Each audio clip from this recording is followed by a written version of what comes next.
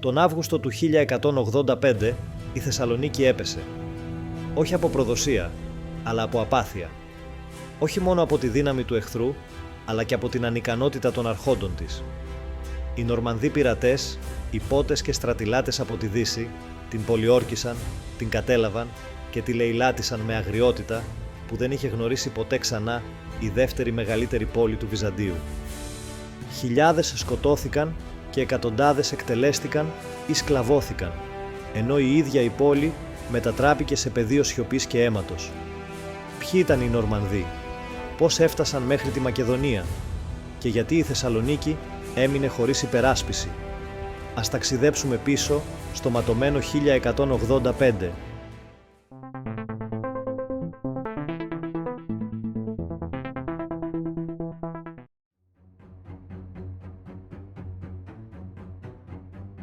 Οι Νορμανδοί ήταν απόγονοι των Βίκινγκς που εγκαταστάθηκαν στη Γαλλία τον 10ο αιώνα. Εκχριστιανίστηκαν, αφομοίωσαν τη γαλλική κουλτούρα και έγιναν ειδικοί στον πόλεμο και στη διοίκηση. Από τα μέσα του 11ου αιώνα άρχισαν να κατακτούν τη Νότια Ιταλία και τη Σικελία. Η δυναστεία των Οτβίλ ίδρυσε το Νορμανδικό βασίλειο της Σικελίας. Έως τον 12ο αιώνα το βασίλειο ήταν ακμαίο, πολυεθνικό και φιλόδοξο. Το 1185 στον θρόνο ήταν ο Γουλιέλμος ο δεύτερος ο Καλός. Είχε στη διάθεσή του έναν ισχυρό στρατό, οργανωμένο ναυτικό και το θάρρος ή την αλαζονία να επιχειρήσει μια εκστρατεία κατά του Βυζαντίου.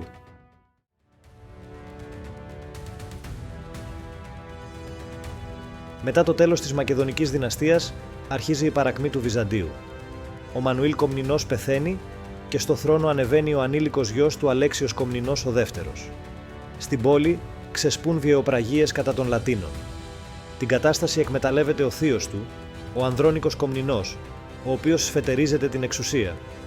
Αφού ανακηρύσσεται συμβασιλέας, εξολοθρεύει όλους τους πιθανούς αντιπάλους του. Την περίοδο μετά το θάνατο του Μανουήλ Κομνηνού, που το Βυζάντιο σπαρασόταν από έρηδες, στη Σικελία βασίλευε ο ικανότατος Γουλιέλμος, ο δεύτερος, ο Καλός. Εκμεταλλευόμενος την κατάσταση και με πρόσχημα τις βιαιοπραγίες κατά των Λατίνων στη πόλη και για να προστατεύσει τάχα τον ανήλικο Αλέξιο Κομνηνό, ο Γουλιέλμος οργάνωσε μια επίθεση εναντίον του Βυζαντίου με απότερο στόχο την κατάληψη της Κωνσταντινούπολης και την αναγόρευση του ίδιου σε Ρωμαίο Αυτοκράτορα.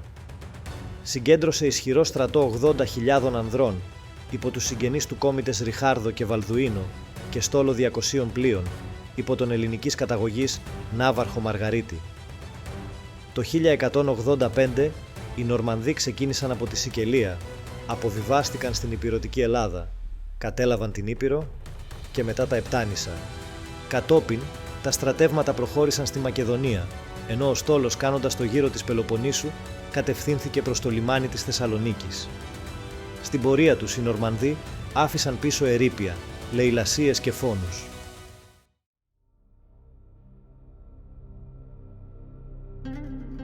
Καθώς οι Νορμανδοί πλησίαζαν, η Θεσσαλονίκη ήταν πρακτικά αβοήθητη. Ο αυτοκράτορας Ανδρώνικος Κομνηνός ο πρώτος, απόλυτα αφοσιωμένος στη διατήρηση της εξουσίας του και στη δίωξη πολιτικών αντιπάλων, αδιαφόρησε πλήρως για την τύχη της πόλης. Καμία στρατιωτική βοήθεια δεν στάλθηκε. Καμία ενίσχυση, καμία πρόβλεψη. Κάποια στιγμή αποφάσισε να στείλει δυνάμεις, αλλά πλέον ήταν αργά. Ο λαός της Θεσσαλονίκης ζητούσε απελπισμένα ενισχύσεις, επισκευή των τυχών, πολεμοφόδια, ακόμη και βασικά τρόφιμα. Η τοπική φρουρά ήταν ελάχιστη και ανοργάνωτη. Οι κάτοικοι προσπαθούσαν μόνοι τους να φτιάξουν παγίδες, να κλείσουν ρογμές στα τείχη, να οχυρώσουν με πρόχειρα μέσα την πόλη. Διοικητής της Θεσσαλονίκης ήταν ο Δαβίδ Κομνηνός, συγγενής της αυτοκρατορικής οικογένειας. Όμως, τη στιγμή της κρίσης, αντί να οργανώσει άμυνα ή να εμπνεύσει αντίσταση, επέλεξε να προσπαθήσει να εγκαταλείψει την πόλη. Όπως αναφέρεται ρητά στη μαρτυρία του Μητροπολίτη Ευσταθίου Θεσσαλονίκης, ο Δαβίδ έβγαλε τα επίσημα ενδύματά του, προσπαθώντας να μην ξεχωρίζει από τον λαό με σκοπό να διαφύγει απαρατήρητος.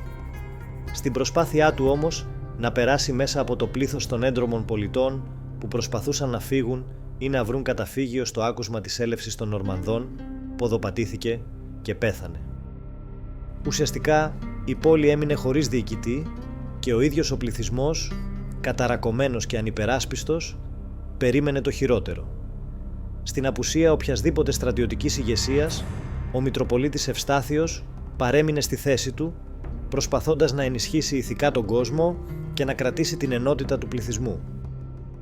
Στο συγκλονιστικό του κείμενο καταγράφει εικόνες απόλυτου πανικού, πλήθη που εγκαταλείπουν τις εστίες τους, άνδρες και γυναίκες που προσπαθούν να βρουν καταφύγιο σε εκκλησίες, φωνές που εκλιπαρούν για προστασία.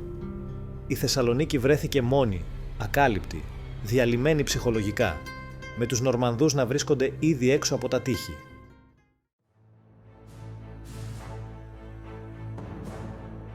Η πολιορκία της Θεσσαλονίκης ξεκίνησε στις 15 Αυγούστου του 1185, ημέρα της κοιμήσεως της Θεοτόκου, ενώ ο λαός ήταν συγκεντρωμένος στους ναούς. Την ώρα που τελούνταν η Θεία Λειτουργία, οι Νορμανδοί πλησίαζαν τα τείχη με πολιορκητικές μηχανές και ισχυρές δυνάμεις. Χωρίς στρατιωτική βοήθεια από την πόλη, με ανύπαρκτη τοπική άμυνα και τείχη σε κακή κατάσταση, η πτώση ήταν αναπόφευκτη. Οι Νορμανδοί χτύπησαν με σφοδρότητα από τη θάλασσα και τη στεριά. Οι κάτοικοι έριχναν πέτρες, έφτιαχναν αυτοσχέδια εμπόδια και η φρουρά αντιστάθηκε όσο μπόρεσε. Αλλά δεν ήταν αρκετό.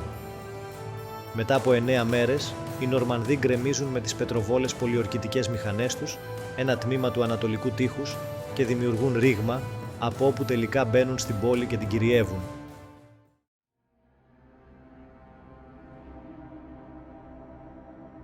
Ακολουθούν εφιαλτικές σκηνές. Αυτό που συνέβη μετά δεν ήταν απλά κατάληψη.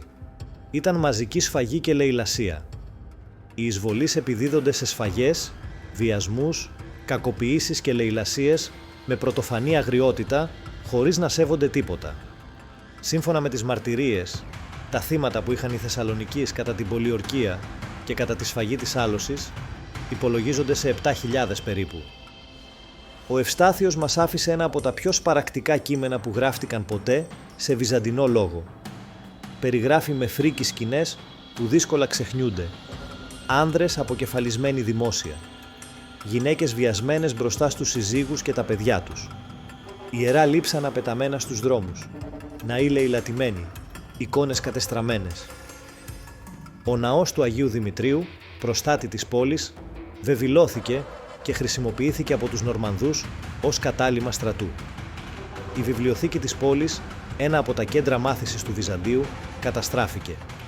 Χειρόγραφα καίγονταν για να χρησιμοποιηθούν ως καύσιμο ή απλώς πετάχτηκαν στο δρόμο. Η καταστροφή ήταν ολοκληρωτική.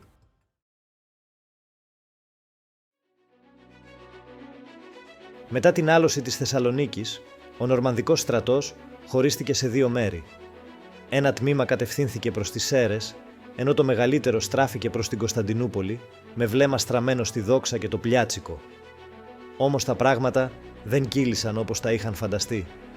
Η απληστία, οι καταχρήσεις και η έλλειψη πειθαρχίας άρχισαν να διαβρώνουν το στρατό από μέσα. Κι αν αυτά δεν έφταναν, επιδημίες ξέσπασαν στις τάξεις τους, προκαλώντας μεγάλες απώλειες και οδηγώντας τους σταδιακά στην αποσύνθεση. Όταν έφτασαν τα νέα στην Κωνσταντινούπολη, η οργή ξέσπασε. Ο Ανδρώνικος Κομνηνός ο πρώτος εκτελείται από τον εξαγριωμένο λαό με φρικτό τρόπο. Τον διαδέχεται ο Ισαάκιος Άγγελος ο δεύτερος, ο οποίος αναλαμβάνει αμέσως δράση. Είχε και την τύχη να περιστοιχίζεται από ικανούς ανθρώπους, όπως ο στρατηγός Αλέξιος Βρανάς, που καταγόταν από αριστοκρατική στρατιωτική οικογένεια της Αδριανούπολης. Ο Βρανάς κατόρθωσε να ανασυγκροτήσει τα βυζαντινά στρατεύματα χάρη στη μεγάλη πείρα που διέθετε και τους αστήρευτους πόρους της αυτοκρατορίας και οργάνωσε έναν ισχυρό και καλά εξοπλισμένο στρατό. Ξεκινά την αντεπίθεση και στη μάχη του Δημητριτσίου κοντά στις Σέρρες οι Νορμανδοί ηττώνται. Οι Βυζαντινοί, με μανία εκδίκησης, σφαγιάζουν μεγάλο μέρος του εχθρικού στρατού. Οι επιζώντες Νορμανδοί εγκαταλείπουν την εκστρατεία και φεύγουν από τα εδάφη που είχαν κατακτήσει πλην των Επτανήσων που παρέμειναν στην κατοχή τους. Η Θεσσαλονίκη επιστρέφει σε βυζαντινά χέρια, αλλά τίποτα δεν είναι πια όπως πριν.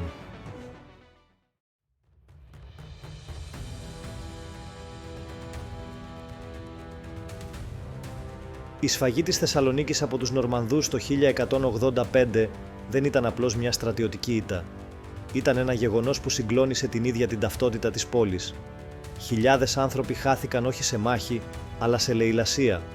Άνθρωποι άοπλοι, ηλικιωμένοι και παιδιά. Το πολιτιστικό και πνευματικό κέντρο της Μακεδονίας παραδόθηκε στη φωτιά, στο αίμα και στη σιωπή. Η Θεσσαλονίκη δεν τιμωρήθηκε επειδή αντιστάθηκε, αλλά επειδή δεν μπόρεσε καν να αμυνθεί. Εγκαταλελειμμένη από την Κωνσταντινούπολη, αβοήθητη από τον ίδιο της τον διοικητή, έγινε εύκολη λία για έναν εχθρό που δεν ήρθε να καταλάβει, αλλά να τιμωρήσει. Μέσα από το έργο του Μητροπολίτη Ευσταθείου διασώθηκε η φωνή εκείνης της εποχής. Όχι για να δοξάσει, ούτε για να καταγγείλει απλώς, αλλά για να καταγράψει με ακρίβεια την ανθρώπινη οδύνη. Το κείμενό του δεν είναι ιστορία θριάμβου ή αντίστασης. Είναι μαρτυρία επιβίωσης ενός λαού, που είδε την πόλη του να καίγεται και δεν ξέχασε. Το 1185 δεν είναι απλώς μια χρονολογία, είναι μια υπενθύμηση. Ότι ακόμα και οι μεγαλύτερες πόλεις μπορούν να καταρρεύσουν, όταν δεν υπάρχουν άνθρωποι που μπορούν να σταθούν στο ύψος των περιστάσεων.